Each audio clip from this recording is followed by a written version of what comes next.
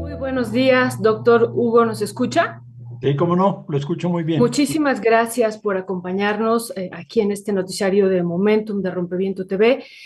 Doctor, primero una disculpa por el retraso, tuvimos un No, contratiempo, así es que mil disculpas y bueno, lo vamos a presentar. El doctor Hugo Aboites para la audiencia. Todos lo conocemos porque es uno de los principales especialistas de educación en este país, pero bueno, vamos a leer parte de su currículum. Estudió la licenciatura en filosofía en Italia y México y tiene la maestría y el doctorado en educación por la Universidad de Harvard, donde posteriormente también fue académico invitado. Desde 1980 es profesor e investigador titular del Departamento de Educación y Comunicación de la Universidad Autónoma Metropolitana, Unidad Xochimilco. De 2014 a 2018 fue rector de la Universidad Autónoma de la Ciudad de México y es miembro del Consejo Mexicano de Investigación Educativa del COMIE, el famoso COMIE. Y bueno, pues le damos la bienvenida. Doctor, podríamos seguir y seguirnos todo el programa y nunca acabaríamos de exponer su currículum, así es que hicimos una pequeña síntesis. Bienvenido. Estamos aquí el periodista Ernesto Ledesma y una servidora Violeta Núñez. Y gusto. pues, doctor, queremos hablar con usted sobre este proyecto de presupuesto 2025 para las universidades públicas que se ha hecho ya público como parte de este paquete económico 2025 y una primera reflexión que nos pudiera dar en términos generales sobre este proyecto. Vimos el día viernes pues estos recortes que hay en específico, pues prácticamente a todas las instituciones, pero vimos una manifestación muy clara inmediatamente de la UNAM, de la UAM, del POLI y de la Universidad de Chapingo también se manifestó inmediatamente. ¿Qué decir sobre este primer balance que nos pudiera hacer, doctor Hugo? Sí, en primer lugar, pues muchas gracias por la invitación y gracias también por la amistad, porque solo entre amigos se dicen tantas cosas que, que pueden ser un poco, bueno, abrumadoras para mí por lo menos. Le agradezco mucho, Violeta, y al compañero Ledesma también, su invitación.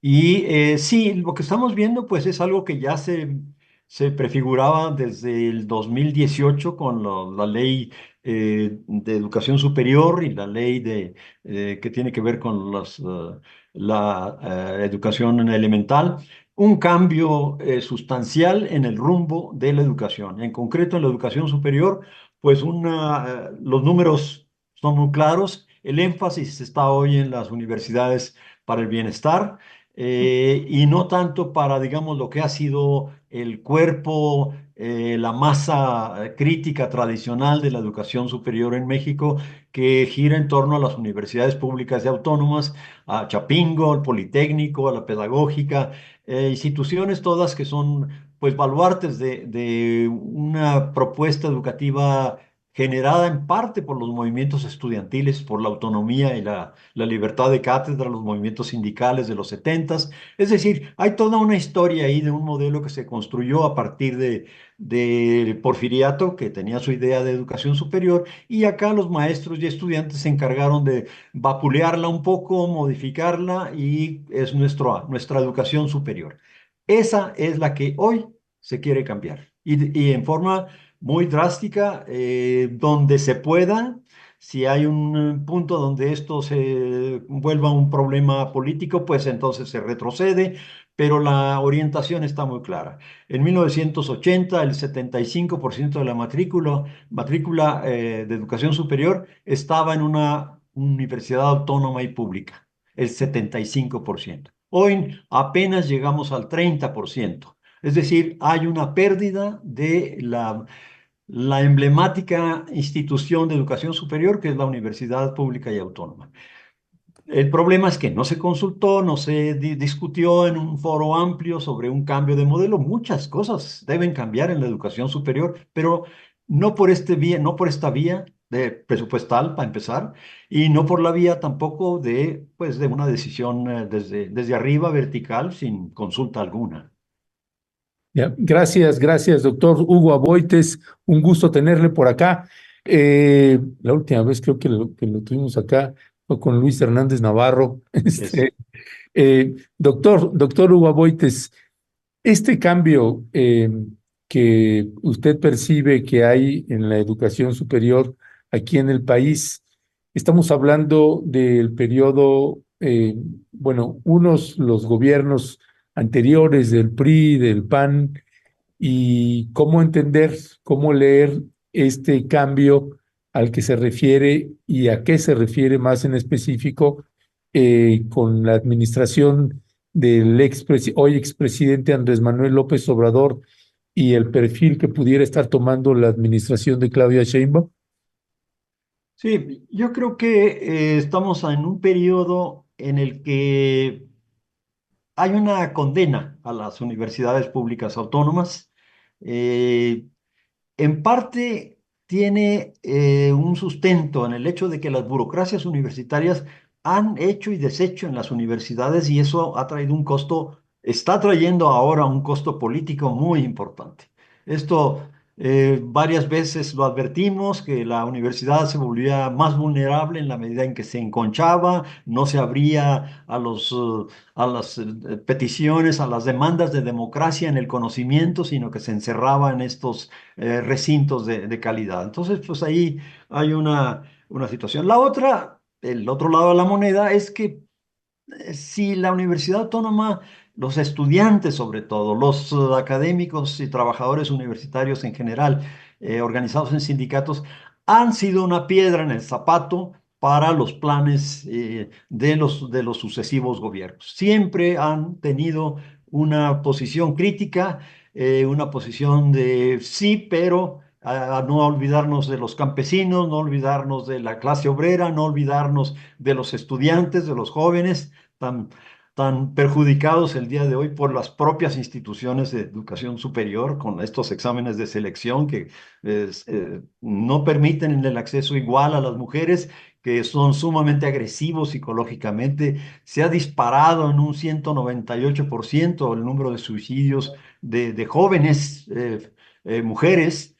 Y uno de los factores es precisamente este constante rechazo. Entonces, esta idea de cambiar, pues tiene un trasfondo fuerte en el sentido de que se pone en peligro la construcción de un Estado y de una sociedad que tengan libertades de expresión institucionalmente apoyadas en el conocimiento, es decir, centros de estudio. ¿Por qué los maestros? ¿Por qué los trabajadores universitarios, académicos y administrativos? ¿Por qué los estudiantes son los primeros que resienten los cambios, que resienten las crisis? Pues porque están en contacto con el conocimiento, en primer lugar. Y eso es muy importante.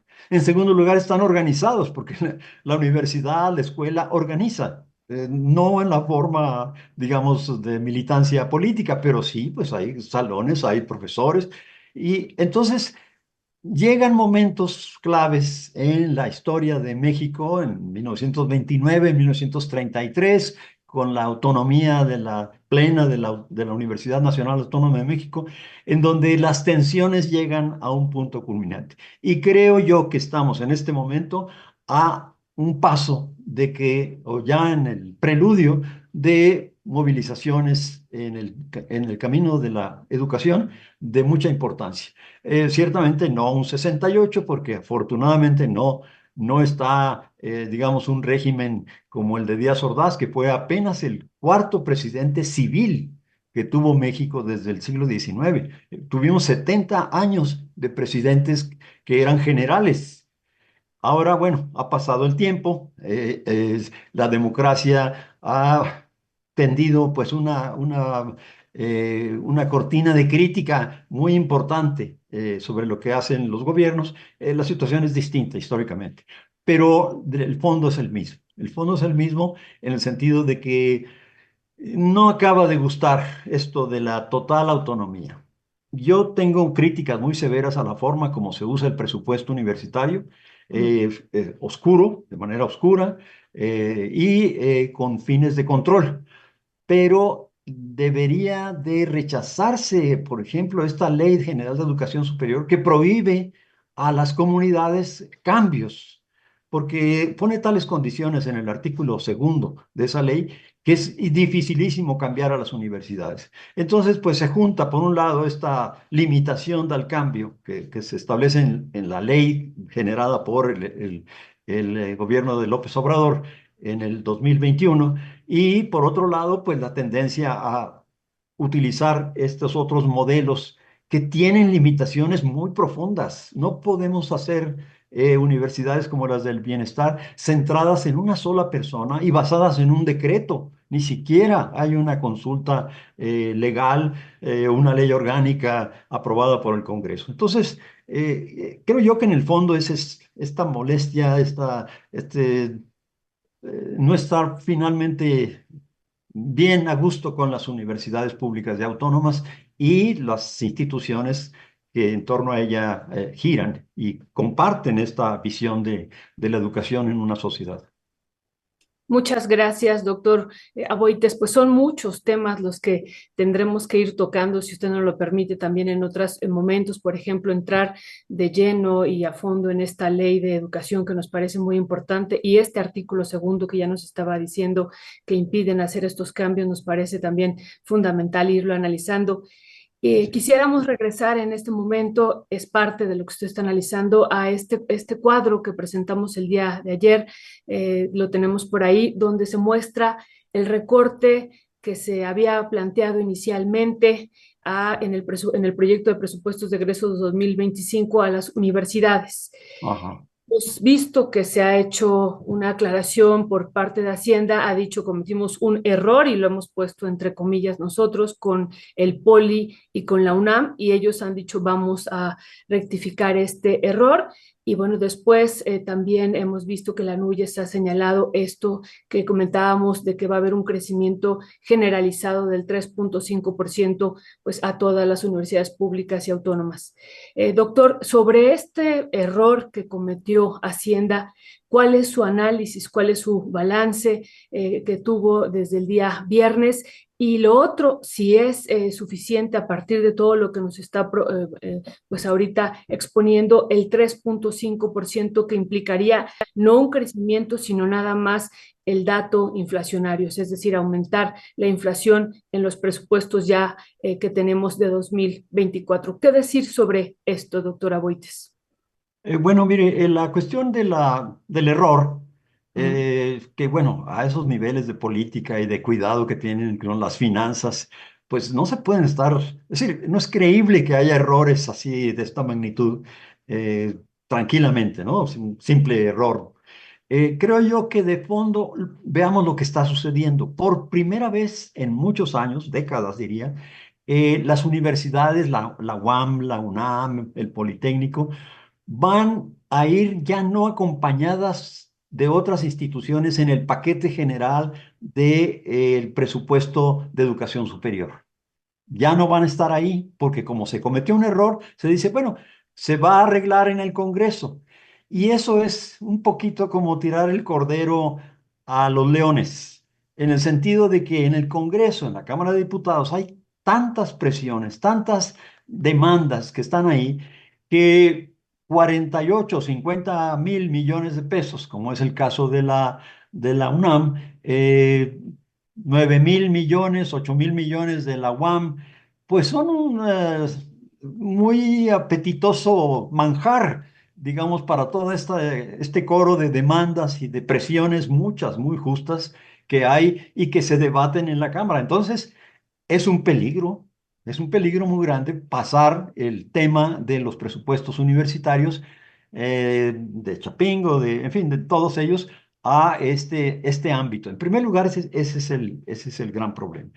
En segundo lugar, van a ventilarse, si este escenario se configura, a lo mejor, ojalá y no se configure, yo estoy a favor de que se les entregue a las universidades suficientes recursos para cumplir su misión, pero va a estar alimentado en parte por el hecho de que ha existido una serie de problemas muy serios en la educación superior, desde la estafa maestra hasta pues gastos burocráticos que son difíciles de explicar. En el caso, por ejemplo, de mi institución, la UAM, que yo la aprecio mucho en el sentido de que he colaborado, he sido parte de ella desde hace 44 años.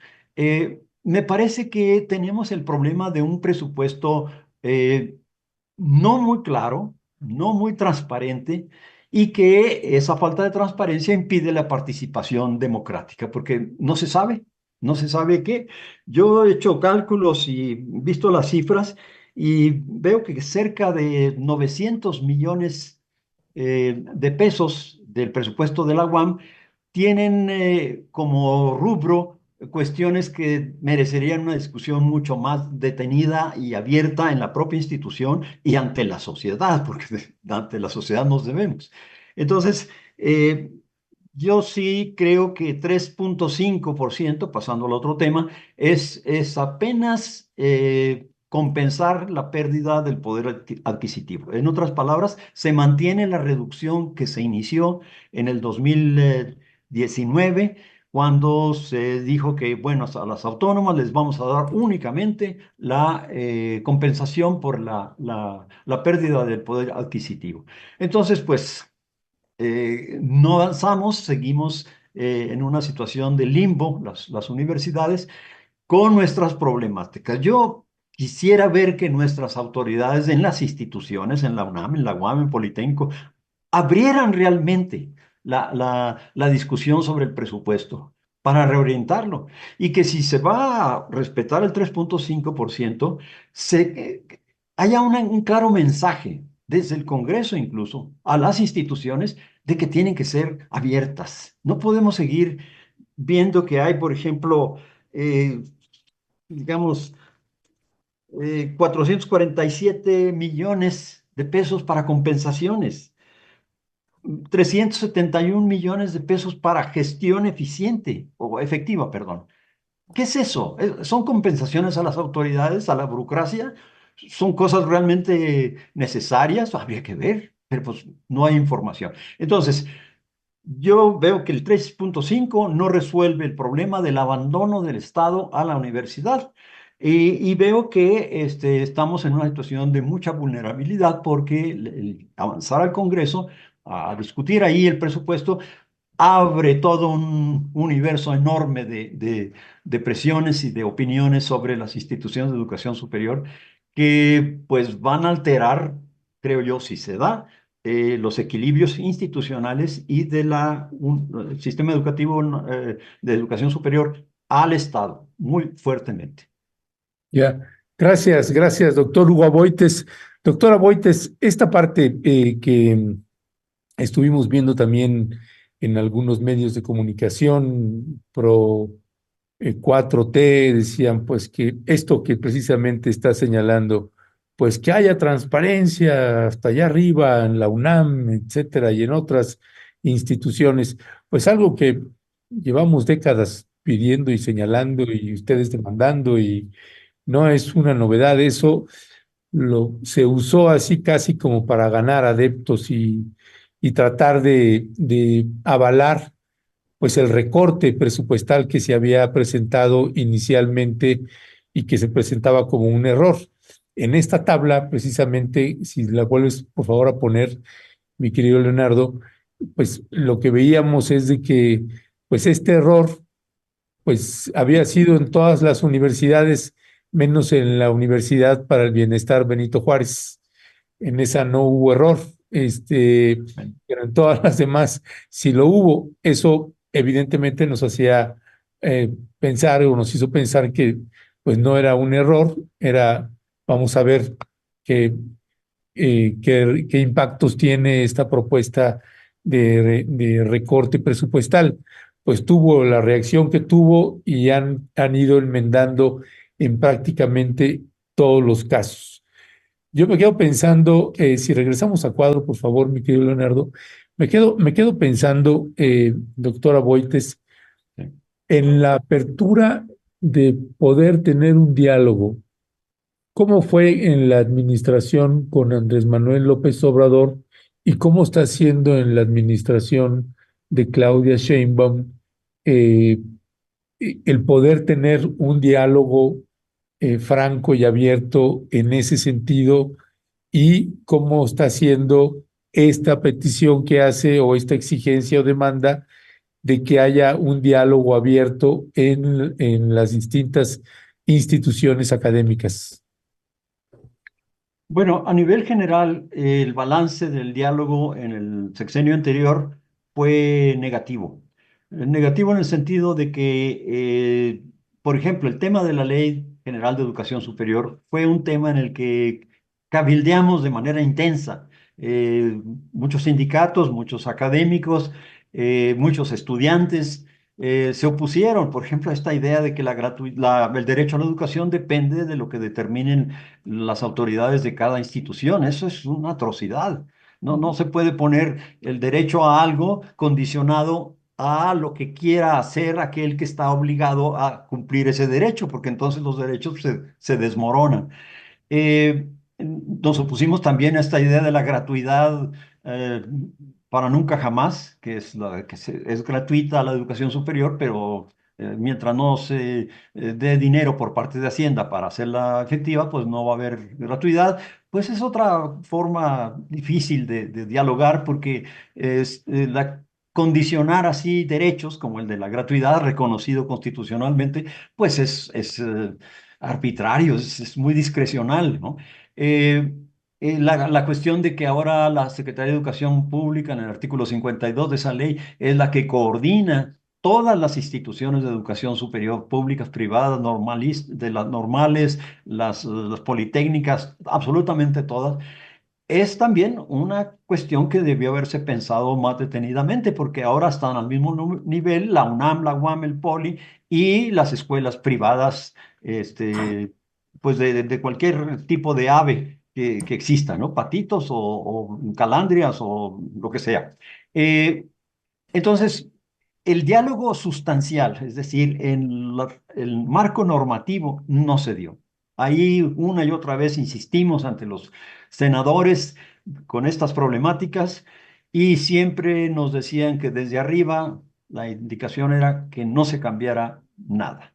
Hubo una alianza ahí con el PAN, en la que el PAN tuvo una participación muy fuerte en la definición del marco normativo a nivel de toda la educación, incluyendo la básica. Ahí fue realmente un diálogo efectivo con el PAN, pero no con los trabajadores de la educación, no con los trabajadores de los niveles superiores. Y eso, pues, es un problema muy serio porque independientemente de lo que ocurra con la nueva presidenta, está ese marco normativo, que de entrada plantea un terreno ya muy delimitado, con alambres y todo, de lo que se puede y no se puede discutir, hablar en esa institución. Entonces, se usa la autonomía para decir, bueno, no podemos intervenir porque son autónomas.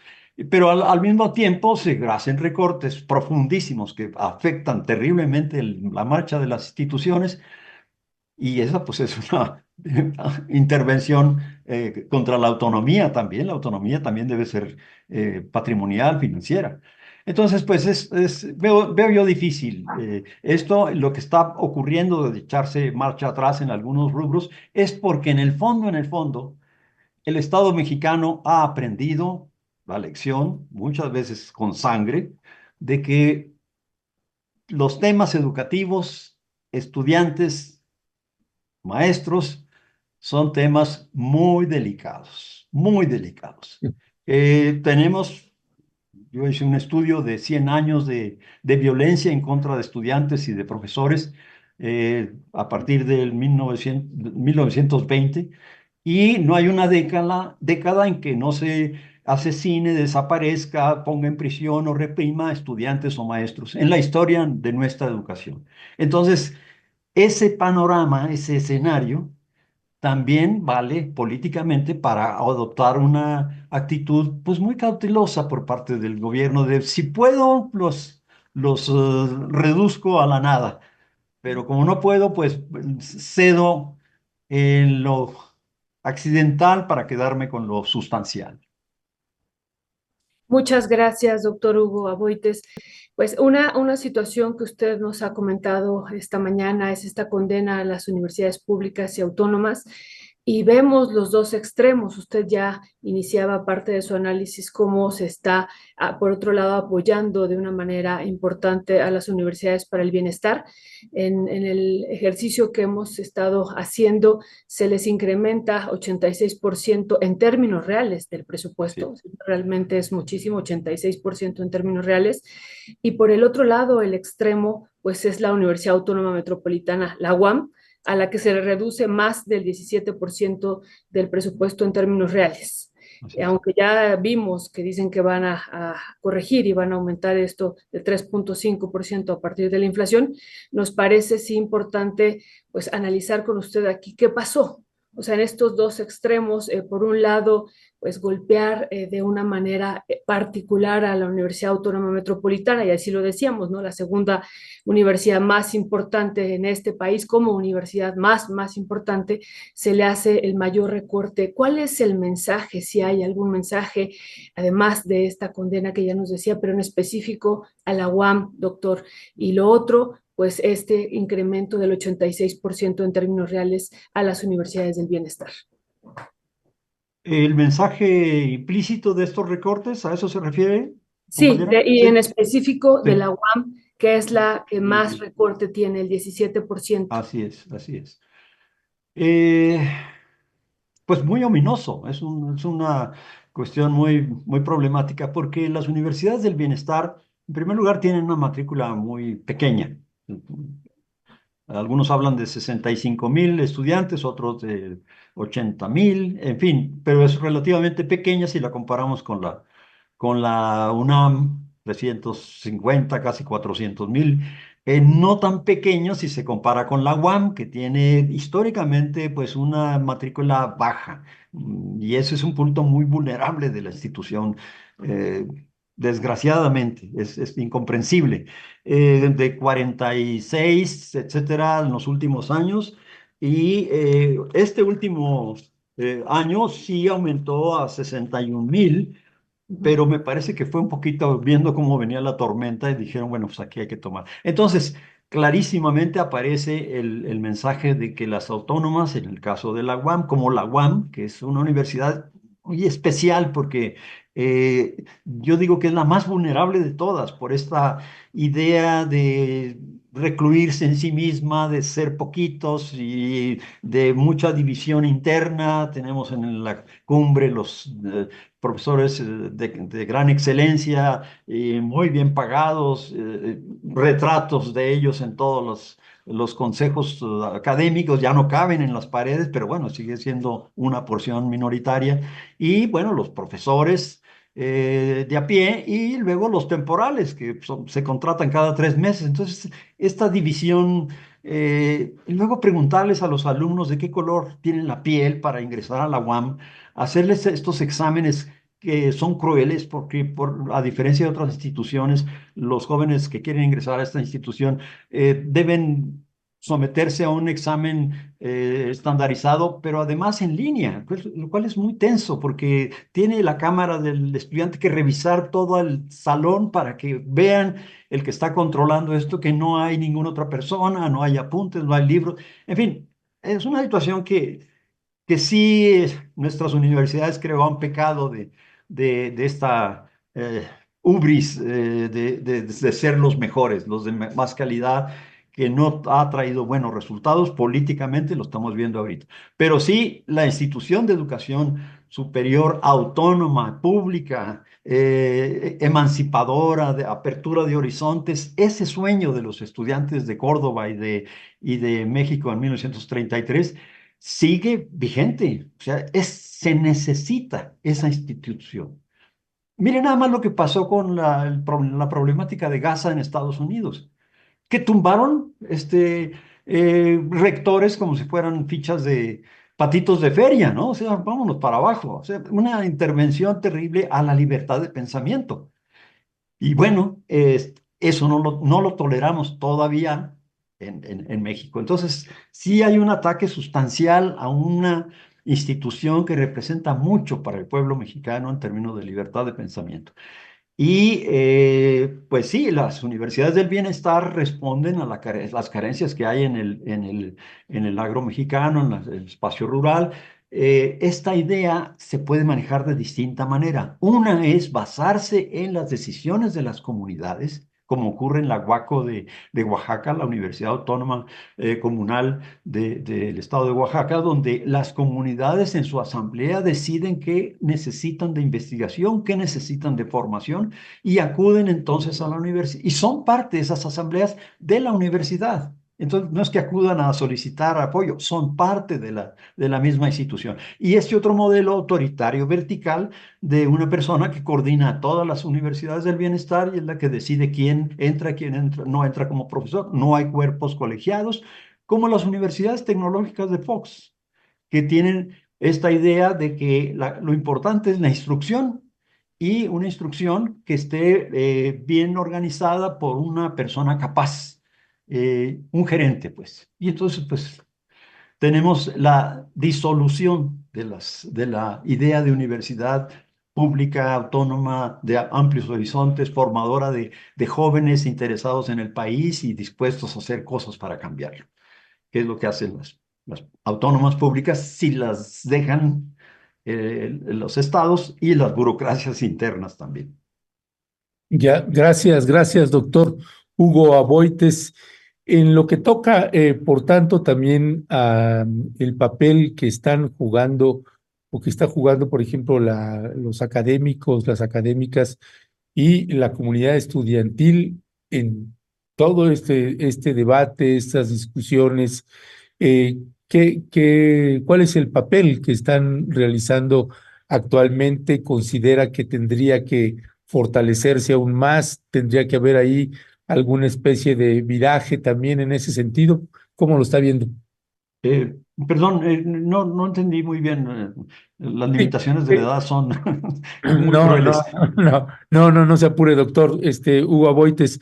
No, es en estos debates, en esta discusión que se Ajá. está teniendo con el gobierno mexicano y también con las propias autoridades de las distintas academias, de las distintas universidades, ¿cuál sería, desde su punto de vista, también el papel? Sabemos que es todos los años hay una batalla constante, debates, discusiones. Si tendría que haber algún giro o algún cambio, ¿cuál, desde su punto de vista, considera que tendría que ser? ¿Y qué mensaje también enviar al nuevo gobierno, que apenas tiene poco más de un mes, el gobierno de Claudia Sheinbaum? ¿Qué mensaje enviarle también? Bueno, yo creo que sí hay una constante negociación. Yo no, no- pareciera que yo estoy de alguna manera en esas negociaciones, pero no, el problema es que no hay una negociación realmente eh, abierta, franca y sustancial respecto del rumbo de la educación superior. Y ahí evidentemente no es cuestión de una persona, habría que convocar a muchos otros actores, estudiantes, sindicatos universitarios, los temporales, los precarios académicos que pues, viven al día. Eh, Ese debate no se dio el sexenio pasado. Creo yo que está por definirse la postura que va a tener, a pesar de las limitaciones normativas, la nueva presidenta. Yo espero que sí se abra ese debate, porque lo que viene enseguida va a ser una cosa muy complicada tanto para el Estado como para las instituciones. Va a haber reacciones y en ese panorama lo que más sirve es sentarse a hablar y discutir los problemas. ¿Qué hacemos con los exámenes de selección? No puede seguirse incrementando el número de suicidios de jovencitas porque son rechazadas. Sigue habiendo suicidios en la Ciudad de México por causa de estos exámenes. Lo que pasa es que ninguna familia quiere salir a decir, fíjense que mi hija tal cosa, ¿no? Sentarnos a ver la cuestión de la precariedad, la cuestión de lugares suficientes. México es un país que está entre los más abajo en términos de cobertura a nivel latinoamericana. Y somos la 14 economía del mundo y no podemos llegar a los niveles de cobertura de la matrícula que tiene Argentina, Uruguay, Colombia, Chile, Veracruz, Brasil, Perú. No podemos llegar a esos niveles. Argentina tiene más del 80% de los jóvenes en educación superior, México tiene el 40%. Es inadmisible eso, es inadmisible. Entonces, ahí es donde hay que remendar, revisar y remendar. Y el presupuesto es fundamental, porque ahí se ejerce el control político sobre la participación de los integrantes de la comunidad. En la oscuridad todo es posible. A plena luz del sol se pueden dar decisiones muy importantes que fortalezcan mucho a las instituciones. Entonces, pues depende de aquí, del gobierno de la doctora Sheinbaum, qué perspectiva quiere tomar. La cuestión del marco normativo es un obstáculo, pero es un obstáculo que también tiene que discutirse y, de ser posible, cambiarse. Con esta situación que tenemos ahora de el bono democrático de Morena en el Congreso, de ganar cualquier votación, pues este es el momento para enmendar errores del pasado y tener normativas que nos lancen a un futuro mucho mejor que el de estos últimos 100 años que hemos tenido. No hay que olvidar, nuestras universidades no nacieron después de la Revolución, nacieron con Porfirio Díaz. Ese modelo de universidad, de un rector jefe máximo, de participación de élites científicas en el gobierno, no es producto de la Revolución Mexicana, no es producto del siglo XX, es del siglo XIX. Entonces, tenemos que salir ya en pleno siglo XXI, tenemos que por lo menos dejar atrás el siglo XIX y crear instituciones autónomas, democráticas, participativas, de otro tipo, mucho más horizontales, mucho más transparentes, mucho más efectivas para relacionarse ahí donde importa el conocimiento, que es en las grandes masas de campesinos, de obreros, de empleados, de gente pobre con muchas necesidades de conocimiento. Vamos a gastar 145.000 millones de pesos en una Secretaría de Ciencia, Tecnología e Innovación, y mucho me temo que ese dinero no se va a ver en las comunidades, en los pueblos, en las minerías a cielo abierto de las que se quejan los comuneros, la falta de agua que tiene el país, la migración y la inseguridad. No es posible remediar con dinero y ejército un problema social de esa naturaleza. Y en eso la universidad, la escuela, más de 2 millones de profesores, más de 35 millones de estudiantes que están en todo el país, sí pueden hacer algo para cambiar la cultura que provee al narcotráfico de una base, de un sustento social, político, como el que está teniendo. Eso hay que detenerlo, y se detiene con educación, se detiene con conocimiento, pero distribuido a lo largo y ancho del país, no concentrado en una secretaría o en una universidad de alta excelencia. Muchísimas gracias, doctor Hugo Aboites. En verdad, gracias por tomarse su tiempo esta mañana, y le pediríamos una reflexión final para cerrar. Y ya usted comentaba también en esta reflexión final, si nos pudiera comentar algo sobre la perspectiva que ya usted estaba abundando sobre en este nuevo sexenio que está iniciando, y en particular sobre su valoración de que un personaje como Mario Delgado esté al frente de la educación, y también como la doctora Rosaura Ruiz en Ciencia y Humanidades en esta nueva secretaría que se está creando. ¿Qué decir sobre esto en este cierre, doctor Hugo Aboites? Bueno, la educación mexicana, en lo que se refiere a sus funcionarios dirigentes, ha sido sumamente maltratada. En el sexenio pasado, pues tuvimos a un representante de TV Azteca como secretario de Educación, ¿no? Que había pasado 30, no sé, 20 años, 25 años como participante de esa empresa. Y lo pones de secretario de Educación. Mala señal y malos resultados, porque ahí fue cuando se creó el marco normativo que ahora tenemos. Pésimos resultados. ¿Y luego qué pasó? Bueno, pues tuvimos a la educación superior, perdón, a la educación en general, a la SEP, convertida en una especie de sala de espera. Quiero ser gobernadora y entonces pues puedo esperar en la Secretaría de Educación Pública. eh, mientras llega el momento de la elección. Es un triste papel para la educación mexicana. Y luego, bueno, la compañera que siguió, pues es una persona admirable, muy cordial, políticamente muy sencilla, pero muy cercana, pues, o sea, de una personalidad muy buena, pero muy alejada de la educación. No tiene contacto, bueno, sí, tiene un título de profesora, pero bueno, pero hasta ahí llega el asunto. Y el colofón, pues es el nombramiento del señor Mario, eh, Delgado. exacto, como secretario de Educación Pública. Eso es inaudito porque absolutamente hasta creo que los niños de 10 12 años entienden que pues que no tiene mucho que ver con la educación, no ha tenido, no tiene historia. Y lo peor de todo el asunto es que creo que no tiene comprensión de lo que significa la educación en este país. No hay una comprensión. Por ejemplo, para entender que por qué necesariamente la educación tiene que ser una dependencia del gobierno, como si fuera la de recursos hidráulicos, de agricultura, de defensa.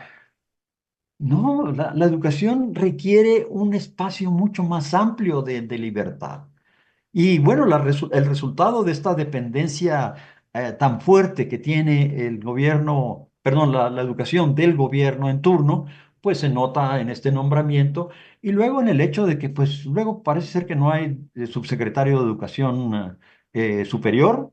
Eh, la cuestión de la Secretaría de Ciencia y Tecnología, a mí la profesora, compañera Rosaura me parece excelente persona, muy capaz, una mujer muy inteligente, con una trayectoria magnífica, pues que merecería estar en otro lado, digamos, un poquito más arriba, más cercano a la azotea del asunto, y no en esta secretaría que, bueno, está bien, va a ser campo de las limitaciones que en ciencia y tecnología impuso la Ley General de Ciencia, Tecnología e Innovación. Y las limitaciones son que el curso de la ciencia y la tecnología lo define el gobierno. Es mucho mejor a lo que teníamos en el sexenio de Fox, cuando era el sector privado el que definía qué debía investigarse. Pero no es lo que se necesita en este país, el pasar a manos gubernamentales todas esas decisiones. Deberían de estar también descentralizadas en estados, en regiones, en comunidades que definen qué es lo que se necesita, qué quieren saber, qué necesitan saber. Y no convertir a nuestras universidades en proveedoras y auxiliares de empresas. Nosotros en la UAM hemos tenido la experiencia de haber hecho contratos con corporaciones armamentistas que fabrican tanques, helicópteros, aviones de combate norteamericanos, que ahora, después de 30 años de que eso ocurrió, pues vemos las implicaciones que tiene con la guerra contra el pueblo palestino. Es decir, las universidades, parte de eso, y del lado más oscuro del asunto, pues yo diría que no pueden ser. Dedicarnos a hacer máquinas para hacer pastillas para los eh, toilets, los excusados, pues no. Hacer pegamento para zapatos. Mm, Sí, ciencia y tecnología es necesario, pues se puede decir que es necesario, pero no es vital, no es estratégico para el país. Entonces, pues sí, necesitamos pensar la educación superior en el fondo, en otro carril, en otro horizonte, en otra perspectiva, mucho menos autoritaria, menos vertical, menos burocrática y mucho más de la gente, de los estudiantes, de los profesores, de los académicos y por favor los exámenes de selección. La CNDH se rehúsa siquiera a saber acerca de esto. Y hay instituciones como la Universidad Autónoma de la Ciudad de México, donde no hay examen, no hay examen y no hay suicidios. Eso es lo más importante. Eso es lo más importante, proteger a los jóvenes. Los jóvenes ahorita están en una situación muy complicada. No quiero abusar de su tiempo. No abusa, doctor Hugo Aboites, pero muchísimas gracias. Nos parece que coloca aquí varios elementos que va a generar también análisis, debate, reflexión, y eso es lo que buscamos en este espacio también, darle una oportunidad a la palabra y luego con la brillantez que le habita, siempre será un gustazo tenerlo por acá. Ah, Doctor Hugo le Aboites, le le agradezco mandamos, mucho. le mandamos un fuerte y fraterno abrazo y gracias Igual, siempre. igual, muchísimas gracias y gracias por los gestos amistosos. ¿Verdad? Le agradezco mucho. Y Abrazo, estoy a sus órdenes. Gracias. muchas gracias. Hasta luego, Violeta. Hasta luego. Buenas, buen día.